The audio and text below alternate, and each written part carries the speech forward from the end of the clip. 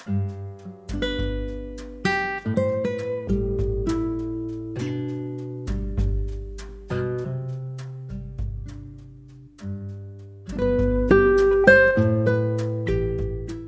and welcome back to Tales from Africa. This week, the story of Halfman. In a certain town there lived a judge who was married but had no children. One day he was standing lost in thought before his house when an old man passed by. "What is the matter, sir?" said he. "You look troubled." "Oh, leave me alone, my good man." "But what is it?" persisted the old man. "Well, I'm successful in my job and a person of importance, but I care nothing for it. I have no children." Then the old man said, "Here are 12 apples. If your wife eats them, she'll have 12 sons." The judge thanked him joyfully as he took the apples and went to seek his wife. "Eat these apples at once," he cried, "and you will have 12 sons." So she sat down and ate 11 of them, but just as she was in the middle of her 12th, her sister came in, and she gave her the half that was left. The 11 sons came into the world, strong and handsome boys, but when the 12th was born, there was only half of him. By and by they all grew into men, and one day they told their father it was high time he found wives for them. "I have a brother," he answered, "who lives away in the east, and he has 12 daughters. Go and marry them." So the 12 sons saddled their horses and rode for 12 days, till they met an old woman. "Greetings to you, young men," she said. "We have waited long for you, your uncle and I. The girls have become women and are sought in marriage by many, but I knew you would come one day, and I have kept them for you. Follow me into my house." And the 11 brothers followed her gladly, and their father's brother stood by the door and gave them meat and drink. But at night, when everyone was asleep, Halfman crept softly to his brothers and said to them, "Listen, all of you, this man is no uncle of ours, but an ogre." "Nonsense, of course he is our uncle," answered they. "Well, this very night you will see," said Halfman, and he did not go to bed, but hid himself and watched. Now, in a little while, he saw the wife of the ogre steal into the room on tiptoe and spread a red cloth over the brothers, and then go and cover her daughters with a white cloth. After that she lay down and was soon snoring loudly. When Halfman was quiet, sure she was sound asleep, he took the red cloth from his brothers and put it on the girls, and laid their white cloth over his brothers. Next he drew their scarlet caps from their heads and exchanged them for the veils which the ogre's daughters were wearing. This was hardly done when he heard steps coming along the floor, so he hid himself quickly in the folds of a curtain. There was only half of him. The ogress came slowly and gently along, stretching out her hand before her so that she might not fall against anything unaware, for she had only a little tiny lantern slung against her waist, which did not give much light. And when she reached the place where the sisters were lying, she stooped down and held a corner of the cloth up to the lantern. Yes, it certainly was red. Still, to make sure there was no mistake, she passed her hands lightly over their heads and felt the caps that covered them. Then she was quite certain the brothers lay sleeping before her, and began to kill them one by one. And Halfman whispered to his brothers, "Get up and run for your life, as the ogress is killing her daughters." Their brothers needed no second bidding, and in a moment were out of the house. By this time the ogress had slain all her daughters but one, who awoke suddenly and saw what was happening. "Mother, what are you doing?" cried she. "Do you know that you have killed my sisters?" "Oh, woe is me," said she. "Halfman has outwitted me after all." And she turned to wreak havoc upon him, but he and his brothers were far away. They rode all day till they got to the town where their real uncle lived, and inquired the way to his house. "Why have you been so long in coming?" asked he, when they had found him. "Oh, dear uncle, we were very nearly not coming at all," replied they. "We fell in with an ogress who took us home and would have killed us if it had not been for Halfman. He knew that what was in her mind and saved us, and here we are. Now give us each a daughter to wife, and let us return whence we came." "Take them," said the uncle, "the eldest for the eldest, the second for the second, and so on to the youngest." But the wife of Halfman was the prettiest of all, and the other brothers were jealous and said to each other, "What is he who is only half a man to get the best? Let us put him to death and give his wife to our eldest brother." And they waited for a chance. After they had all ridden in company with their brides, for some distance they arrived at a brook, and one of them asked, "Now, who will go and fetch water from the brook?"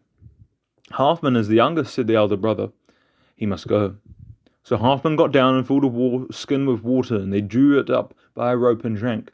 When they had done drinking, Halfman, who was standing in the middle of the stream, called out, "Throw me the rope and draw me up, for I cannot get out alone." and the brothers threw him a rope to draw him up the steep bank. But when he was halfway up, they cut the rope, and he fell back into the stream. Then the brothers rowed away as fast as they could with his bride. Halfman sank down under water from the force of the fall, but before he hit the bottom, a fish came and said to him, "Fear nothing, Halfman, I will help you." And the fish guided him to a shallow place, so that he scrambled out. On the way it said to him, "Do you understand what your brothers, whom you saved from death, have done to you?" "Yes, but what am I to do?" asked Halfman. "Take one of my scales," said the fish, "and when you find yourself in danger, throw it in the fire, then I will appear before you." "Thank you," said Halfman, and went his way, while the fish swam back to its home. The country was strange to Halfman, and he wandered around without knowing where he was going, till he suddenly found the ogress standing before him. "Ah, Halfman, have I got you at last? You kill my daughters and help your brothers escape. What do you think I shall do with you?" "Whatever you like," said Halfman. "Come into my house, then," said the ogress, and he followed her. "Look here," she called to her husband. "I have got hold of Halfman. I'm going to roast him, so be quick and make up the fire." So the ogre brought wood and heaped it up till the flame roared up the chimney. Then he returned to his wife and said, "It is ready. Let us put him on." "What is the hurry, my good ogre?" asked Halfman. "You have me in your power, and I cannot escape. I am so thin now I shall hardly make one mouthful. Better fatten me up. You will enjoy me much more." "This is a very sensible remark," replied the ogre. "But what fattens you the quickest?" "Butter, meat, and red wine," answered Halfman. "Very good. We'll lock you into this room, and here you shall stay until you are ready for eating." So Halfman was locked into the room, and the ogre and his wife brought him his food. At the end of 3 months he said to his gaolers, "Now I've gotten quite fat. Take me out and kill me." "Get out then," said the ogre. "But," went on Halfman, "you and your wife had better go on and invite your friends to the feast, and your daughter can stay in the house and look after me." "Yes, that is a good idea," answered they. "You had better bring the wood in here," continued Halfman, "and I'll split it up small so that there may be no delay in cooking me." So the ogress gave Halfman a pile of wood and an axe. Then she set out with her husband, leaving Halfman and her daughter busy in the house. And he chopped for a little while when he called to the girl, "Come and help me, or else I shan't have it ready for when your mother gets back." "All right," said she, and held a billet of wood for him to chop. But he raised the axe and cut off her head and ran away like the wind. By and by the ogre and his wife returned and found their daughter lying without her head. And they began to cry and sob, saying, "Oh, this is Halfman's work. Why did we listen to him?" But Halfman was far away. When he escaped from the house, he ran on straight before him for some time, looking for a safe shelter. And he knew that the ogre's legs were much longer than his, and that it was his only chance. At last he saw an iron tower which he climbed up. Soon the ogre appeared, looking left and right, lest his prey should be sheltering behind a rock or tree. But he did not know Halfman was so near till he heard his voice calling, come up, you'll find me up here." "But how can I come up?" said the ogre. "I see no door, and I could not possibly climb that tower." "Ah, there's no door," said Halfman. "And how do you climb up?" "A fish carried me on his back." "And what am I to do?" "You must go and fetch all your relations and tell them to bring plenty of sticks. Then you must light a fire and let it burn till the tower becomes red hot. After that you can easily throw it down." "Very good," said the ogre, and he went around to every relation he had and told them to collect wood and bring it to the tower where Halfman was. The men did as they were ordered, and soon the tower was glowing like coral. When they flung themselves against it to overthrow it, they caught themselves in the fire and were burnt to death. And overhead sat Halfman, laughing heartily. But the ogre's wife was still alive, for she had taken no part in kindling the fire. "Oh," she shrieked with rage, "you have killed my daughters and my husband, and all the men belonging to me. How can I get at you to avenge myself?" "Oh, that's easy enough," said Halfman. "I'll let down a rope, and if you tie it tightly round you, I will draw it up." "All right," returned the ogress, fastening the rope which Halfman let down. "Now pull me up." "You're really sure it's secure?" "Yes, quite sure." "Don't be afraid." "Oh, I'm not afraid at all." So Halfman slowly drew her up, and when she was near the top, he let go the rope. She fell down and broke her neck. Then Halfman heaved a great sigh and said, "Oh, that was hard work. The rope has hurt my hands very badly. Now I'm rid of her forever." So Halfman came down from the tower and went on, till he got to a desert place, and as he was very tired, he lay down to sleep. While it was still dark, an ogress passed by, and she woke him and said, "Halfman, tomorrow your brother is to marry your wife." "Oh, how can I stop it?" I said. "Will you help me?" "Yes, I will," replied the ogress. Thank you, cried Halfman. kissing her on the forehead. My wife is dearer to me than anything in the world. It is not my brother's fault that I am not dead long ago. Very well, I will rid you of him, said the ogress, but only on one condition. If a boy is born to you, you must give him to me. Oh, anything, asked Halfman, as long as you deliver me from my brother and get me my wife. Mount on my back then, and in a quarter of an hour we shall be there. The ogress was as good as her word, and in a few minutes they arrived at the outskirts of the town where Halfman and his brothers lived. Here she left him, as she went into the town itself, and found the wedding guests just leaving the brother's house. Unnoticed by anyone, the ogress crept into a curtain, changing herself into a scorpion. And when the brother was going into bed, she stung him behind the ear, so that he fell dead where he stood. Then she returned to Halfman and told him to go and claim his bride. Then he jumped up hastily from his seat and took the road to his father's house. As he drew near, he heard the sounds of weeping and lamentations, and he said to a man he met, "What's the matter?" "The judge's eldest son was married yesterday and died suddenly before night."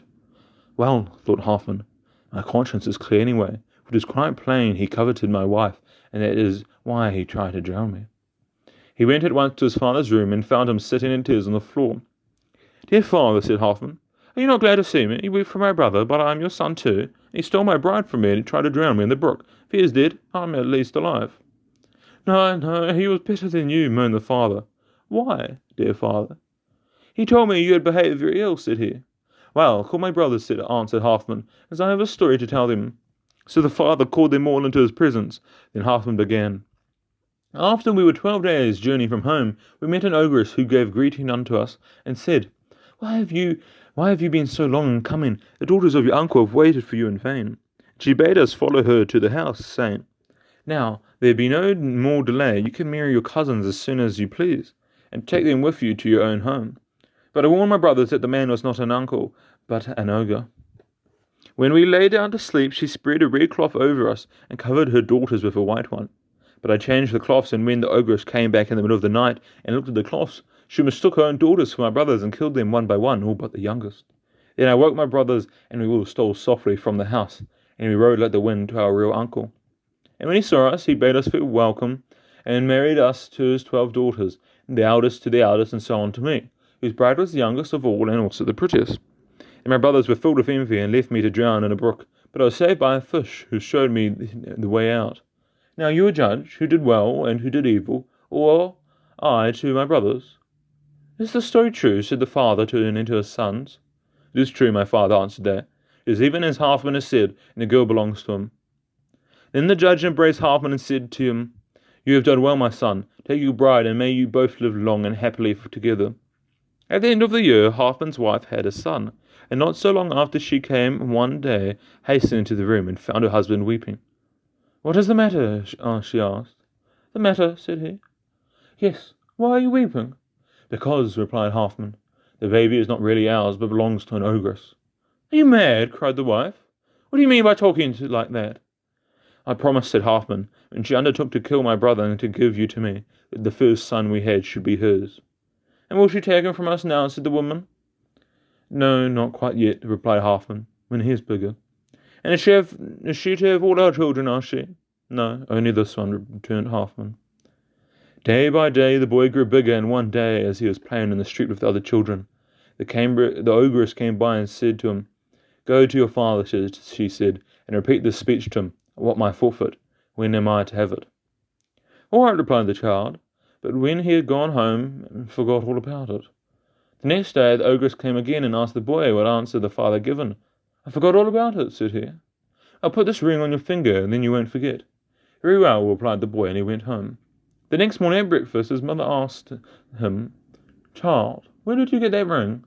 "A woman gave it to me yesterday, and she told me, father, to tell you that she wanted her forfeit, and when was she to have it." Then his father burst into tears and said, "If she comes again, you must say to her that your parents bid her take her forfeit at once and depart." At this they both began to weep afresh, and his mother kissed him and put on his new clothes and said, "If the woman bids you to follow her, you must go."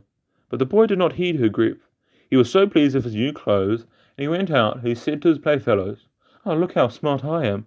I'm going away with my aunt to foreign lands." At this moment the ogress came and asked him, "Did you give my message to your father and mother?" "Yes, dear aunt, I did." "What did they say?" Take it away at once. So she took him. But when dinner time came, and the boy did not return, his father and mother knew that he would never come back, and they sat down and wept all day. At last Halfman rose and said to his wife, "Be comforted, we will wait a year, and then I'll go to the ogress and see the boy, and how he is cared for." "Yes, that will be the best," said she. The year passed, then Halfman saddled his horse and rode to the place where the ogress had found him sleeping. She was not there, but not knowing what to do next, he got off his horse and waited. About midnight she suddenly stood before him. "Halfman, why did you come here?" said she. "I have a question I want to ask you." "Well, ask it, but I know quite well what it is. Your wife wishes you to ask whether I shall carry off your second son as I did the first." "Yes, that is it," replied Halfman. And he seized her hand and said, "Oh, let me see my son and how he looks and how he is doing." But the ogress was silent, but stuck her staff hard in the earth, and the earth opened, and the boy appeared. "Dear father, have you come too?" But his father clasped him in his arms and began to cry. But the boy struggled to be free, saying, "Dear father, put me down. I've got a new mother who is better than the old one, and a new father who is better than you." Then his father sat him down and said, "Go in peace, my boy, but listen first to me. Tell your father the ogre and your mother the ogress that never more shall they have any children of mine." "All right," replied the boy, and called, "Mother, what is it?" "You're never to take away any more of my father and mother's children." "Now that I have got you, I don't want any more," answered she.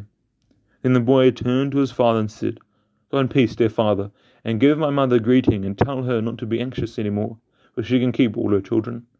And Halfman mounted his horse and rode home, and told his wife all he had seen, and the message by Muhammad the son of Halfman, the son of the judge. That's it for this week of Tales from Africa. I hope to see you again next time. But for now, goodbye.